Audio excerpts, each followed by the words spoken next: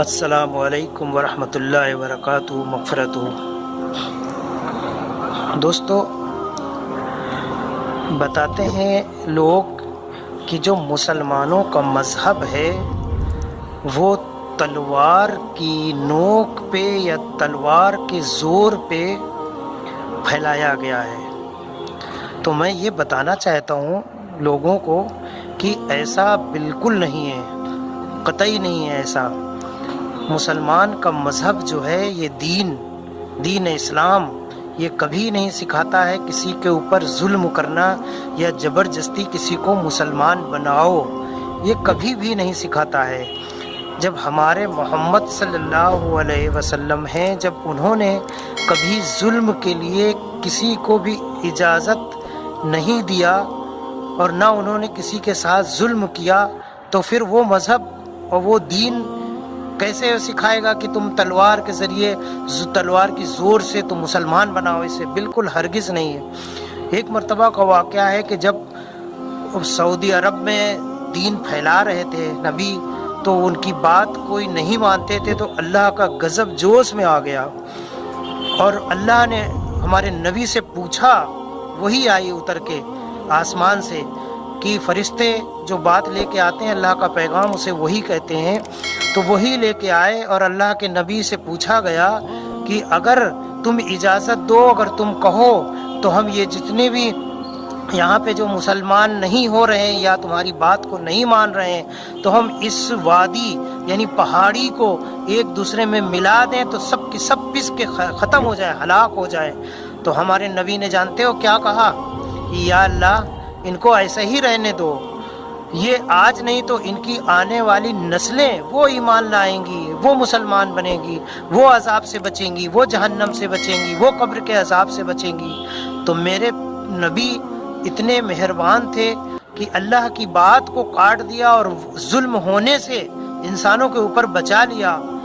تو سوچنے کی بات ہے، وہ مذہب کیسے کسی کو کبھی یہ کہے گا کہ تو تلوار کی زور میں یا زبردستی کھڑے ہو کے اس سے کہے کہ تو پڑھ کلمہ لا الہ الا اللہ، کبھی نہیں، ہرگز نہیں۔ یہ دین ایسا دین ہے کہ یہ بہت پیار اور محبت والا ہے۔ سمجھایا جاتا ہے کہ دنیا میں رہ کے اور اچھے کام کرو، برائی سے بچو اور برے فعل برے اعمال نہ کرو۔ اور اگر تمہیں سمجھ میں آ رہا ہے تو اس لیے صرف بتایا جاتا ہے کہ مسلمانوں کے مذہب میں یہ بتایا گیا ہے کہ مرنے کے بعد کی جو دنیا شروع ہوتی ہے وہ دنیا جو ہے یعنی وہ زندگی جو ہے بہت لمبی ہے، تو وہ زندگی میں کسی کو تکلیف نہ ہو، یہی وجہ ہے کہ جو بتایا جاتا ہے۔ ہمارے نبی آئے ہیں، انہوں نے سب نے بتایا ہے۔